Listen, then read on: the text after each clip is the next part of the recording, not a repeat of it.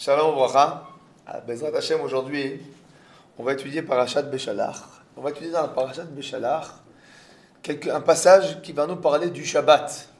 Quel est le passage de Parashat Beshalach qui va nous parler du Shabbat? Est-ce que vous avez une idée? Vous savez qu'on parle du Shabbat dans Parashat Beshalach?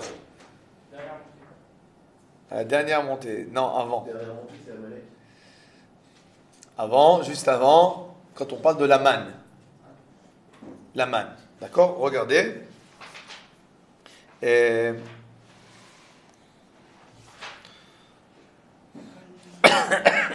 Pasuk Perek Tetzain, Pasuk Tetvav.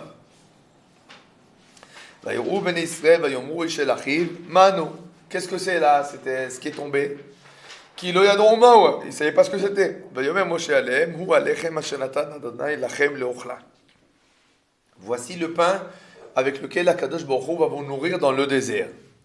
זה הדבר שהציווה אדוני לכתוב ממנו איש לפי אוכלו, אומר לגולגולת מספר נפשותיכם איש לאשר באוהלו תיקחו.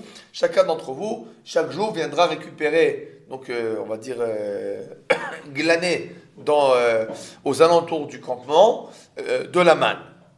ויעשוכם לישראל ולקטו המרבה והממעיט. Donc ils en ont pris, chacun a pris ce qu'il avait besoin, et ensuite qu'est-ce qui s'est passé? Quand ils ont vérifié, quand chacun a mesuré combien il a pris, ils se sont rendus compte que finalement chacun a reçu véritablement la portion qui lui était destinée, nécessaire. Et voici que Moshe dit la chose suivante.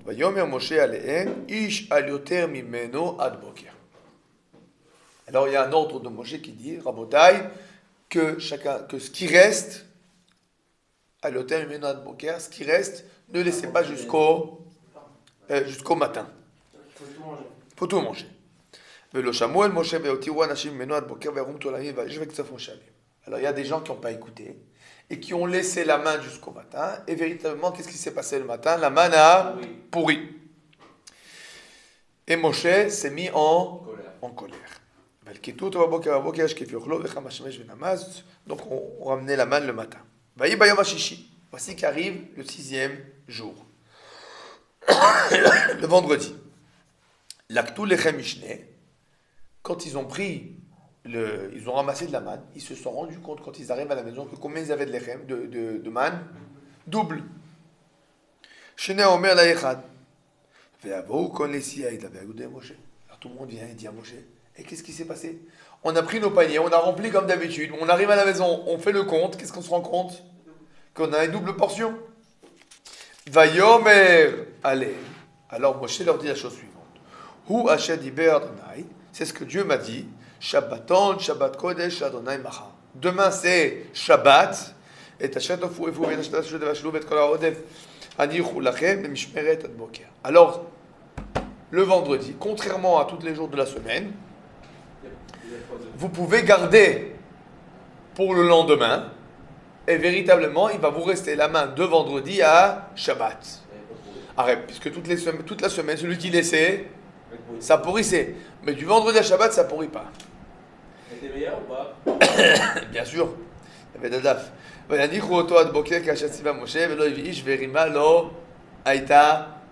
Bon, d'accord? Ça n'a pas pourri, tout s'est bien passé.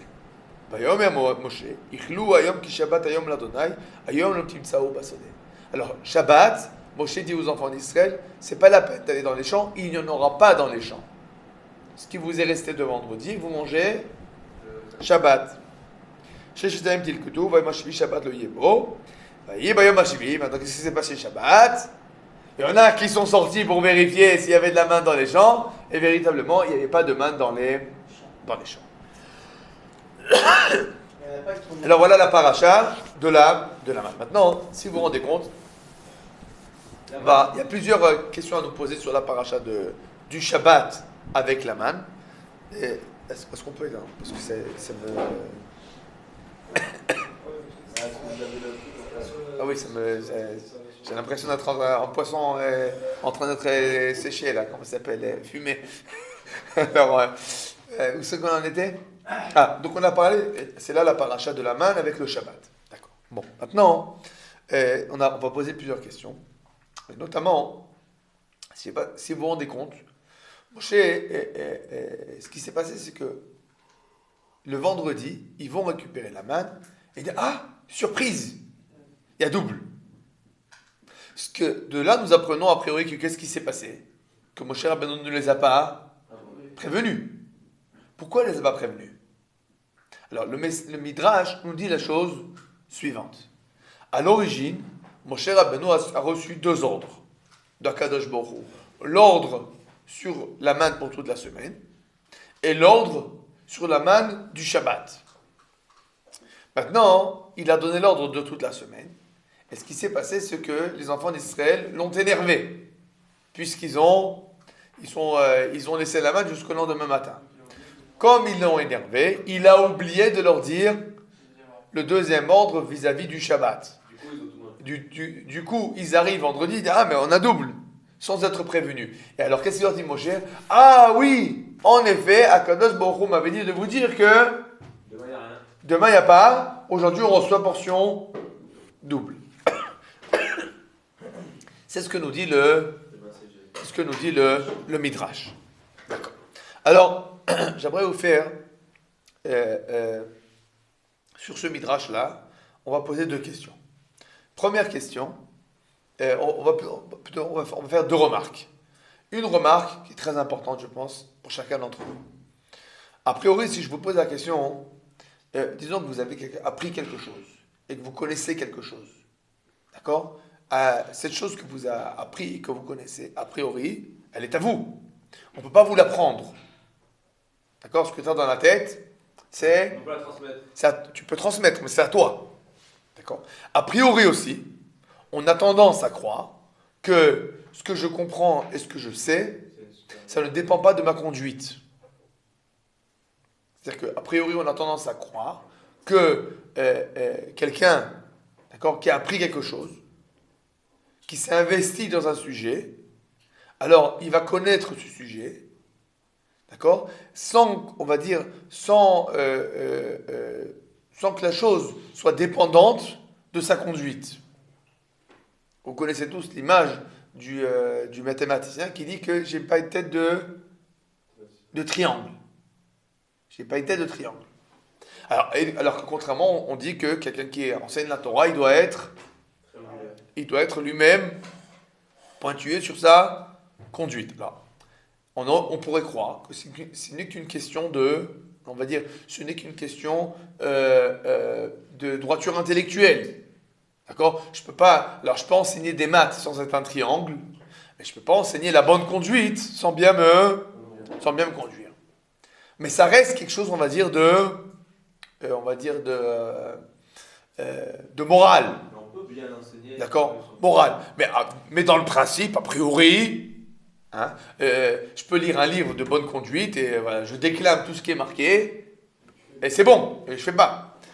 Parce que la Torah, le Midrash nous enseigne là, c'est quelque chose d'extraordinaire. Pourquoi Moshe Rabbeinu a oublié? Parce qu'il s'est mis en colère. Ça veut dire que le Midrash nous dit de façon extraordinaire. Il dit, c'est pas vrai, ça marche pas comme ça. Ta manière de te comporter a l'influence sur ta connaissance, sur ta compréhension, sur ta tête. C'est-à-dire que ce scindement, cette scission qu'on fait entre le cerveau et le cœur, ou bien le cerveau et l'action, d'accord, elle est fausse. Elle est fausse. Parce que finalement, d'accord, même notre compréhension, elle dépend de ce qu'on appelle midot. Elle dépend de nos midot. Si tu as, on va dire, je vais vous donner un exemple de façon simple. On va dire, comment tu vas interpréter la conduite de ton voisin? Alors, ça va dépendre de tes qualités de cœur à toi. Oui. Si tu es quelqu'un, par exemple, qui est tout le temps très, pas un pointilleux, j'aurais dit très vicieux, d'accord? Alors, tu vas voir sa conduite de quelqu'un d'autre, comment tu vas l'expliquer? De façon vicieuse, avec beaucoup de méfiance. Alors que si tu es un homme, que dans tes qualités de cœur, tu es un homme de pashtout, comme ça s'appelle, de simplicité, un bon cœur, un cœur, pas quelqu'un comme ce qu'il y avait sur Yaakov. Yaakov, Ishtam, c'est un homme simple. C'est pas quelque chose de péjoratif, être un homme simple. Ça veut dire être un homme qui est pas sans entourloupe. Un homme franc, direct. D'accord? Alors, automatiquement, comment tu vas expliquer la conduite de ton voisin? Elle est bonne. De façon directe. De la même manière, ça, tu vois par rapport à ton voisin. Mais c'est pas que par rapport à ton voisin, en fait. Ah oui, c'est vrai. Ta manière de voir le monde, elle dépend de quoi? Elle dépend pas que de l'intellectuel. Elle dépend beaucoup de quoi? De tes midotes. Et donc finalement, notre compréhension et notre manière de voir les choses, d'accord, elle dépend aussi forcément de nos midotes. Je vous mentionnerai par exemple l'exemple extraordinaire de Einstein. Einstein. C'est une grosse tête ou pas? Voilà. Est-ce que vous croyez que le fait que sa grosse tête dépendait de sa croyance? Alors, de façon très claire, oui.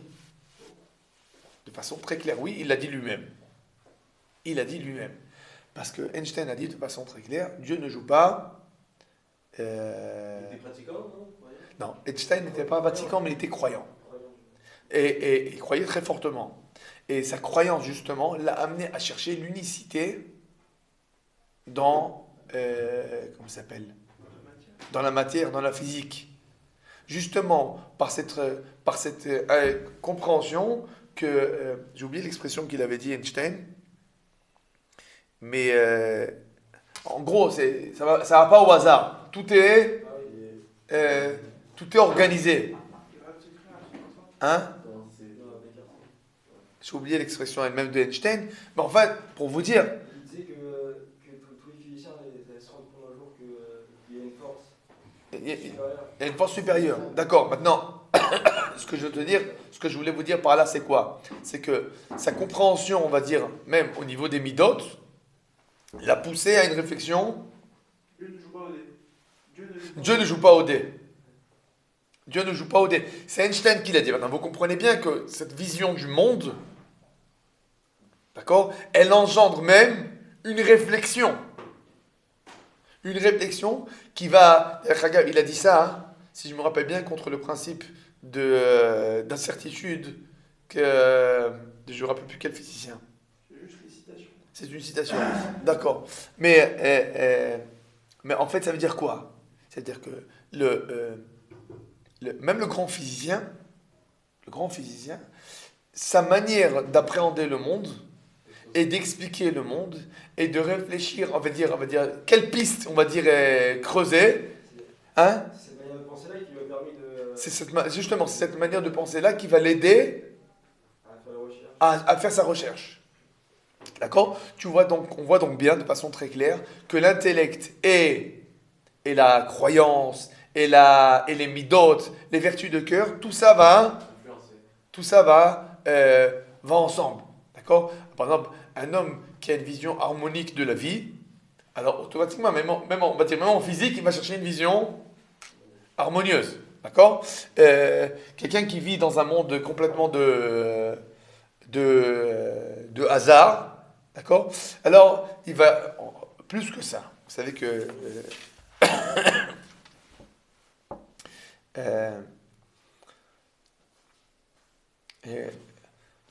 on va dire, est-ce que je vais accepter une théorie en tant que... Même théorie physique, on va dire. Une théorie de physique, est-ce que je vais l'accepter ou pas? Ça va dépendre aussi de ma manière de voir les choses.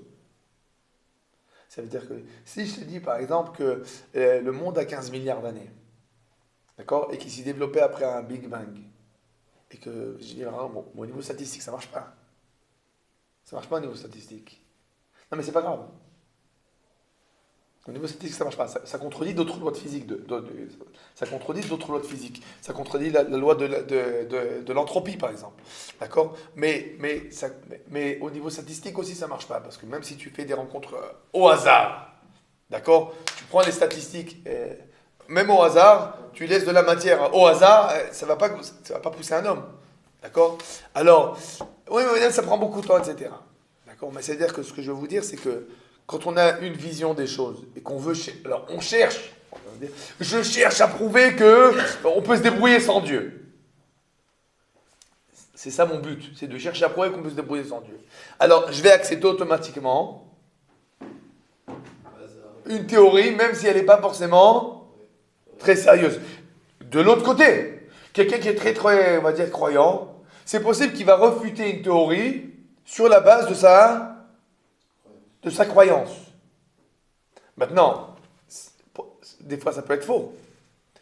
Tu as une croyance, mais ta croyance, elle n'est pas encore, on va dire, elle n'est pas épurée. Elle n'est pas épurée. Il faut l'épurer, ta croyance. Il faut vérifier, attention, Akadosh Baruch Hu, il peut agir de façon, de beaucoup de façons différentes. Bien au-delà de ta réflexion à toi. D'accord? Vous savez, par exemple, qu'il y a une grande différence entre les chrétiens et les juifs sur ça. Les chrétiens, ils n'acceptent pas la notion que le monde, il a 5500, 700 ans, c'est terminé.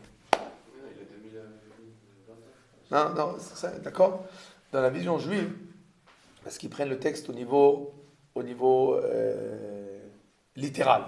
D'accord? La vision des juifs, elle n'est pas forcément comme ça. Elle n'est pas forcément comme ça.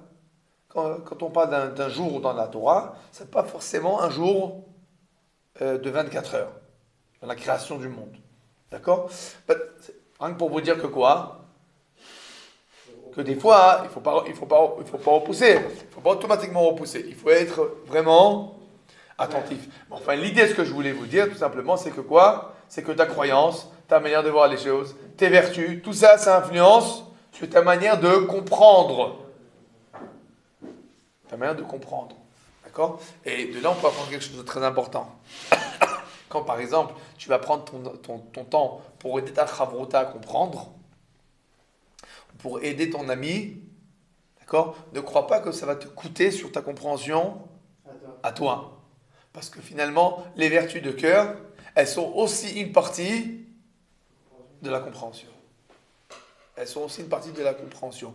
Il y a ce qu'on appelle, des fois quelqu'un qui est, vous savez, par exemple, encore, vous parlez d'Einstein, mais c'est la même idée, quoi. On peut aller la question à Einstein, mais comment t'arrivais à ce que tu dis? Il dit, mais je vois. Je vois. Ça veut dire que ce que les gens ont une énorme difficulté à comprendre, même quand on te montre l'équation, Einstein, il n'a pas commencé de l'équation. Einstein, il a vu. C'est-à-dire qu'il voit le monde, il dit, mais regarde, ça marche. Et pourquoi lui, il voit ce que d'autres ne voient pas?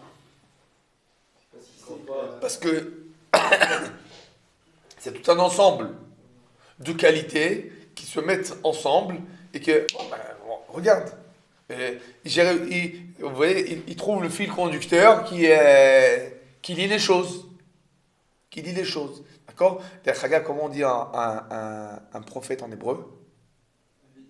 Navi, mais encore un autre mot. Roé. C'est quoi Roé? Celui qui voit. C'est-à-dire que le Navi, il a la force de voir, on va dire, dans le monde, le fil conducteur du monde. Et donc, qu'est-ce qui va se passer? Parce qu'il voit mais comment il voit l'avenir, vous comprenez? Comment il voit? Il voit, si tu veux, il a Kadosh Baruch Hu lui donne la capacité, on va dire, de voir dans le monde le fil conducteur qui va amener à telle et telle et telle conséquences. D'accord? Donc, il y a beaucoup de sciences, c'est des sciences d'extrapolation. C'est-à-dire, tu as les conditions actuelles et tu essaies de savoir, de prédire qu'est-ce qui va se passer. Maintenant, ça va dépendre de quoi? Est-ce que tu as été vraiment capable, sur la base des données actuelles, de comprendre ce qui va se passer dans l'avenir? La météorologie, c'est l'extrapolation. D'accord? C'est toute une science, l'extrapolation. Mais en fait, le Navi, c'est quoi? C'est celui qui a la force d'extrapoler, mais comment? Juste. Vous comprenez? C'est ce qu'on appelle un roé. Il voit. Il voit. D'accord? Donc, tout ça pour nous dire, en fait, c'est très important de comprendre ça, c'est que notre compréhension, elle dépend de quoi? Elle dépend de notre qualité de cœur aussi. Elle dépend de notre émouna. Ça ne dépend pas que du IQ. Tu peux avoir un grand IQ, si tu as des mauvaises midotes, c'est possible que tu comprendras moins bien pour de vrai que quelqu'un qui a, on va dire, un IQ plus petit, mais qui a des bonnes midotes, qui a un bon cœur, etc. D'accord? Très bien. Alors ça, c'est le premier point. On va dire c'était une remarque qui est important de dire. Bon, maintenant, on va revenir à notre question qu'on s'est posée. C'est la question que j'aimerais vous poser, c'est pourquoi Moshe Rabbeinu n'a-t-il pas raconté l'histoire de la manne d'un seul coup? Pourquoi finalement, à l'origine, C'était prévu de donner ça en tant que 2 ordres. Finalement, il a oublié à cause de la colère, d'accord? Mais, Pourquoi il a pas dit tout à l'heure? pourquoi pas dire tout d'un coup? Pourquoi pas dire tout d'un coup? Puis après, ils auraient pu se confondre. Pardon? Je veux dire, peut-être ils auraient pu confondre. Ils auraient pu confondre. Alors, il est prévenu à l'avance. Vendredi, il y aura double part. Il n'y avait pas les jours de la semaine. Et ça, très bien sûr qu'il y a toujours les jours de la semaine, il n'y a pas de problème.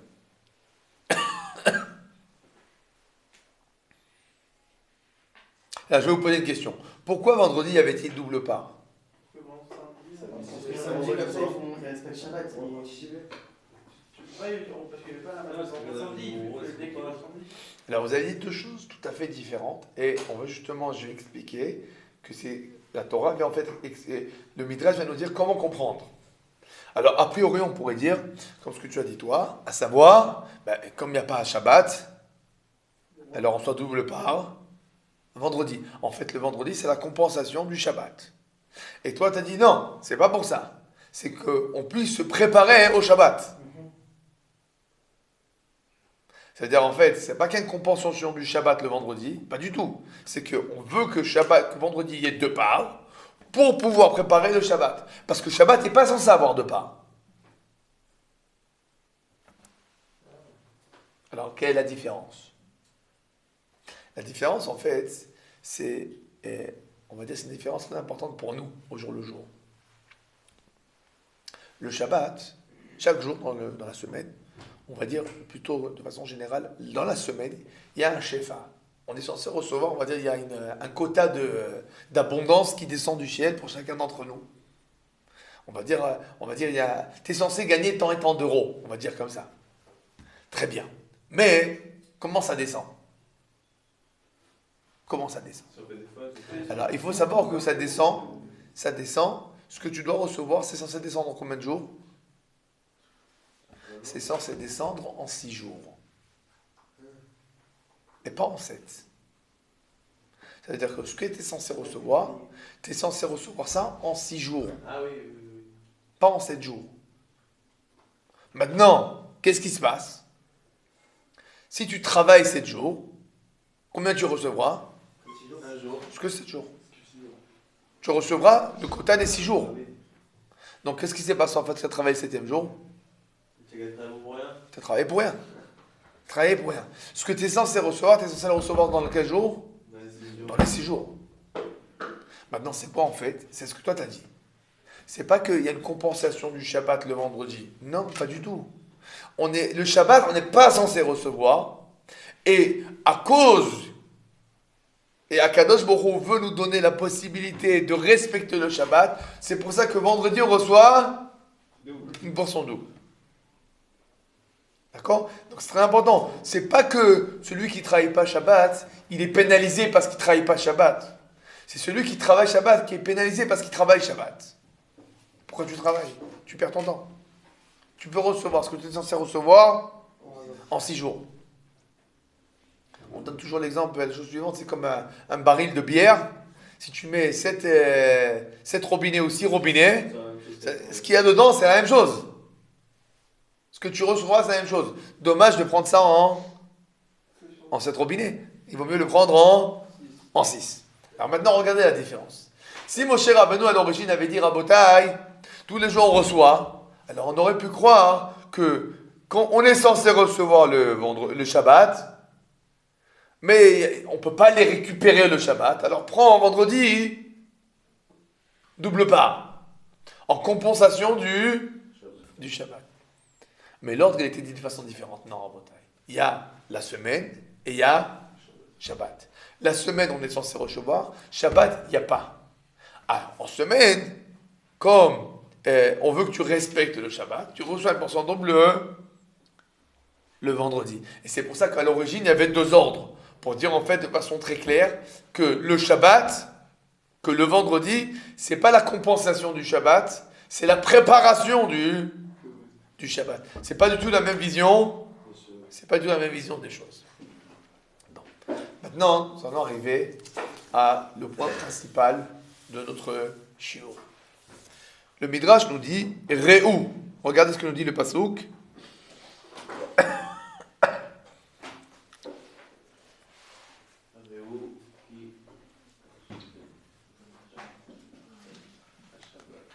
Où c'est que tu vois Réou? T'as pas marqué. Kaftet. Kaftet.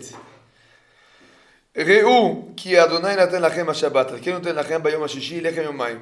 Hein? Dieu vous a donné Shabbat, c'est pour ça qu'il vous donne vendredi double pain. C'est quoi Réou? Regardez. Regardez. Comment ça, pourquoi il y a marqué regardez? Regardez ce qui tombe. Il faut faire attention à ce que. Regardez. Il y a quelque chose d'extraordinaire qui se passe dans le désert qui ne s'est pas passé depuis.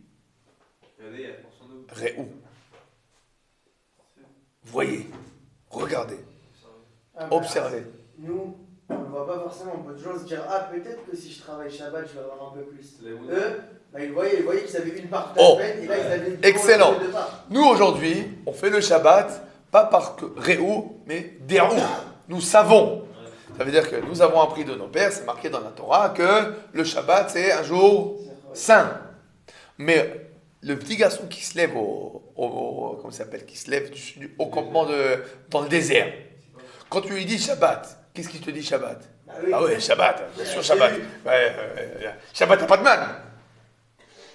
Toute la semaine, il y a de la manne. Shabbat, il n'y a pas de manne. Donc quand tu lui dis pour lui Shabbat, c'est quoi Shabbat pour lui? C'est un fait, on va dire, c'est un fait palpable. Que le Shabbat est un jour spécial, c'est quelque chose de palpable. C'est ce qui est marqué. Réou, vous, à l'époque du désert, ils voient dans leurs propres yeux ce que c'est le Shabbat. Il y a une Gemara qui nous dit qu'il y a un fleuve qui s'appelle le fleuve Sambation. Et que Sambation, ouais. Et que ce fleuve, à l'origine, d'accord, il coulait 6 jours, et le jour du Shabbat, il s'arrête. Wow. Alors c'est quoi l'idée? C'est magique quand même. C'est un midrash. Mais c'est quoi l'idée? Non, mais l'idée est très claire. C'est quoi l'idée en fait? Que si on avait les yeux pour voir, on verrait que la métiout, la réalité, est que on va dire, les portes du ciel sont ouvertes pendant 6 jours, et que le Shabbat, c'est des portes différentes. Le Shabbat, c'est un jour spécial. C'est une réalité autre. Maintenant, malheureusement, on n'a pas les yeux, on va dire qu'on n'a pas les yeux. Arnaud, l'oroïm, on n'a pas les yeux qui voient, qui rentrent, on va dire, qui pénètrent la réalité. Donc on voit pas.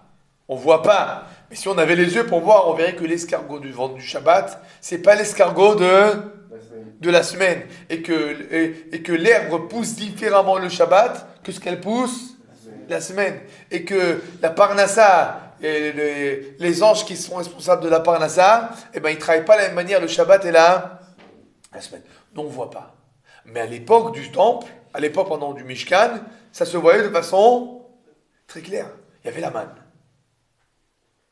Maintenant, si on voit ça, il y a une grande question qui se pose. Vous connaissez tous ce que nous disent nos sages, qu'un goy qui fait Shabbat, il est chayav mita, passible de mort. Alors a priori, c'est bizarre. Pourquoi un goy serait passible de mort?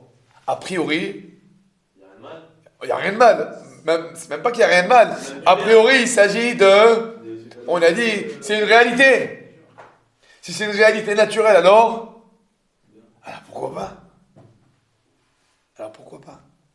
Et le Midrash nous dit la chose suivante. Il dit pourquoi?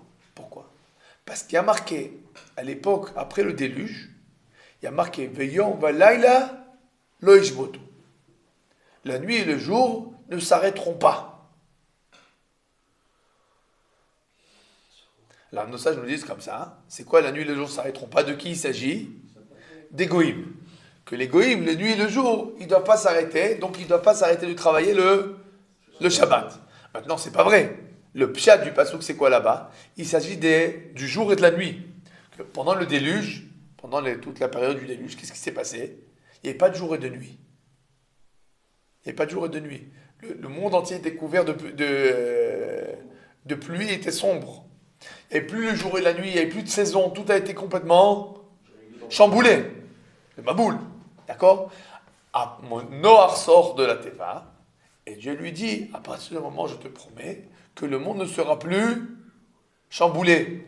Les saisons vont rester en place, le jour et la nuit vont rester en place. Mais de là, nos sages nous disent, un goy qui fait Shabbat, Chayav, Mita. Ah, c'est vraiment tout à fait étonnant. Alors, pour comprendre ça, hein, il faut comprendre pourquoi véritablement. Pendant le déluge, tout a été chamboulé.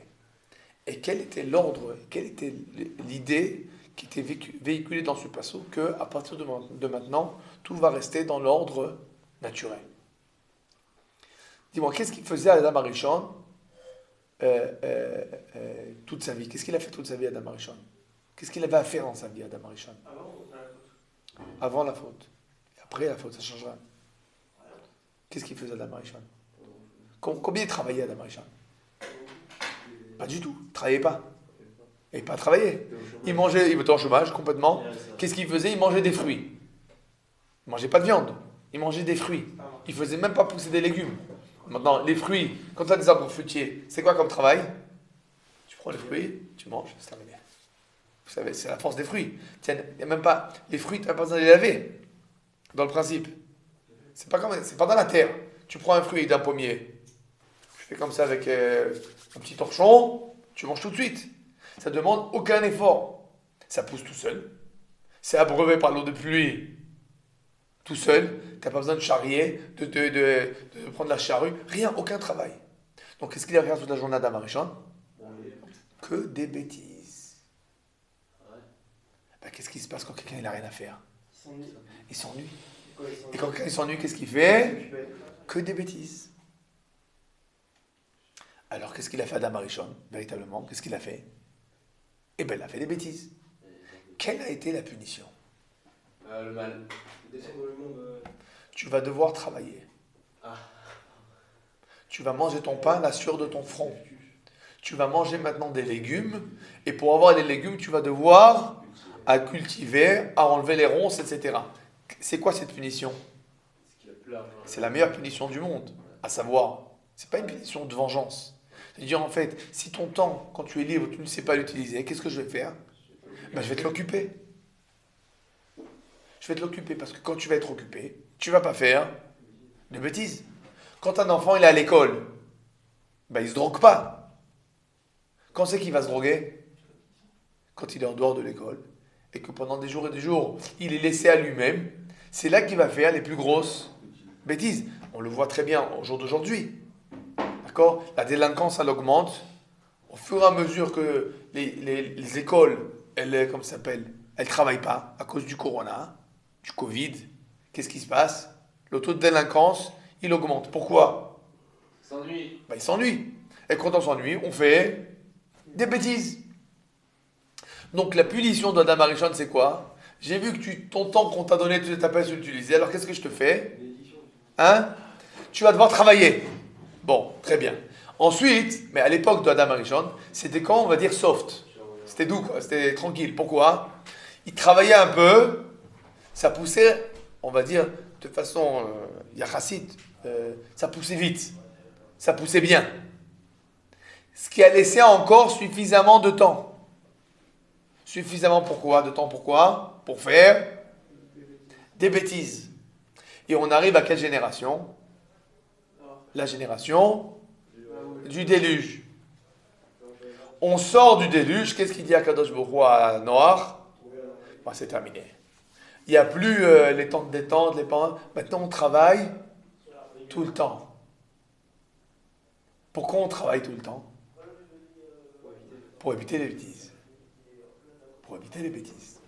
Donc, en fait, qu'est-ce qui se passe? Il y a un chidouche extraordinaire qui apparaît dans le monde quand Akadosh Baruch Hu dit aux enfants d'Israël, vous faites le Shabbat. Pourquoi c'est un chidouche extraordinaire? C'est une nouveauté extraordinaire. Parce qu'on s'arrête de travailler. Et si on s'arrête de travailler, ça veut dire que quoi? Il y a un danger. On va peut-être s'ennuyer. Mais en fait, c'est une preuve de quoi de la part d'Akadosh Baruch Hu, le fait de nous donner le Shabbat? C'est une preuve de confiance.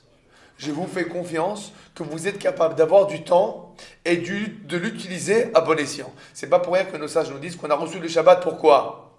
Pour étudier la Torah. C'est-à-dire qu'on n'a pas reçu le Shabbat pour aller à la plage à Deauville. C'est pas le but du Shabbat. On n'a pas reçu le Shabbat pour sortir en boîte le vendredi soir. C'est pas pour ça le Shabbat. Si c'est pour ça que tu as reçu le Shabbat, il vaut mieux que tu travailles. Non, tu as reçu le Shabbat parce qu'Akadosh Baruch Hu, il te fait confiance que si je te donne du temps de libre, tu vas l'utiliser comme il faut. C'est une marque de confiance extraordinaire. Mais à qui a été donnée cette marque de confiance? Réou, regardez ce qu'a marqué dans le pasuk. Réou qui a donné Natan lachem à Shabbat. Dieu vous a donné à vous le Shabbat. Et pas à qui? Au Goïm. Pourquoi il n'a pas donné au Goïm? On a dit, a priori, le Shabbat, c'est quelque chose de naturel. Mais le problème, c'est quoi? C'est vrai que c'est quelque chose de naturel. Mais le problème, c'est que quoi? Et qu'est-ce qui va se passer si tu vas donner au Goïm le temps de libre? On va l'investir. Ça va pas forcément être bien investi. Hein? On va revenir. Il y a un risque qu'on revienne à quoi? Au Dor Palaga, au Dor Maboul. Ça veut dire que, si on comprend, ça veut dire quoi? Que quand nous sages, ils nous disent qu'un goy qui fait Shabbat, Chayav Mita, ça veut dire quoi en fait? C'est quoi l'idée? C'est un midrash, il faut comprendre l'idée. C'est quoi l'idée qu'un goy qui fait Shabbat, Chayav Mita? Un goy qui fait Shabbat, il est en danger. Pourquoi il est en danger? Mais il a pas de Torah pour remplir son temps de façon comme il faut, à bon escient. D'accord? Si je lui donne un jour de vacances, mais qu'est-ce qu'il va faire? Qu'est-ce qu'on fait le 14 juillet en France? On fait les bêtises. On fait des bêtises. Pourquoi on fait des bêtises? C'est la fête. C'est quoi la fête? C'est les bêtises. La fête, c'est les bêtises. Ça veut dire que... Non, mais vous comprenez? Ça veut dire que quand il y a la fête, tu fais les bêtises. Alors qu'est-ce qu'il vaut mieux? Pas faire la fête. Pas faire la fête. Et c'est ça l'idée du Shabbat. C'est-à-dire que le Shabbat, c'est une preuve de confiance de la part d'Akadosh Baruch Hu au peuple juif extraordinaire. Je vous fais confiance que je vous donne du temps et que vous allez utiliser comme il faut. Et cette preuve de confiance, elle est donnée qu'aux Juifs. La preuve de confiance, elle est donnée qu'aux Juifs. Et je pense que pour nous, chacun d'entre nous, c'est un grand message. C'est quand le moment dangereux? Quand on est à la yeshiva, il n'y a pas de problème. Tu es à l'armée, il n'y a pas de problème. C'est quand les problèmes? Ben Azmanim. Le jeudi soir, le vendredi. C'est là les problèmes. D'accord? Tu sors, tu sais pas quoi faire. Alors que je dis, mais comment je vais utiliser mon temps? Ben, prends une table de Gemara. Non, mais je vais travailler toute la semaine. J'ai étudié toute la semaine. Alors là, c'est là qu'il y a des problèmes. C'est là qu'il y a des problèmes. D'accord? Donc c'est important d'être conscient que quand on a du temps, il faut savoir utiliser. Et que si on n'arrive pas à utiliser son temps, qu'est-ce qu'il faut faire? D'abord, oui, il vaut mieux dormir. Il y a marqué, vous savez qu'il y a la veille de Shavuot, la veille de Hoshana Rabbah. Et là, ils font la veillée, ils jouent aux cartes toute la veillée. Qu'est-ce que nous disent nos sages? Si c'est pour jouer aux cartes, il vaut mieux que tu dors. On t'a pas demandé de rester toute la nuit pour jouer aux cartes. Il n'y a aucun idéal à ne pas dormir la nuit. Il y a un idéal à étudier. Si tu n'étudies pas, va dormir. Alors en effet, quelqu'un qui est fatigué, qui veut dormir, il n'y a aucun problème. Mais quelqu'un qui n'est pas fatigué, qu'est-ce qu'il faut faire? Alors, où tu trouves le cadre qui va te permettre de t'épanouir, ou bien travaille, mais ne reste pas dans louisance. Parce que louisance, ça rime avec la nuisance. Exactement. Tu as vu comment on l'a fait? Baruch Adonai Leolam, Amen, ve Amen.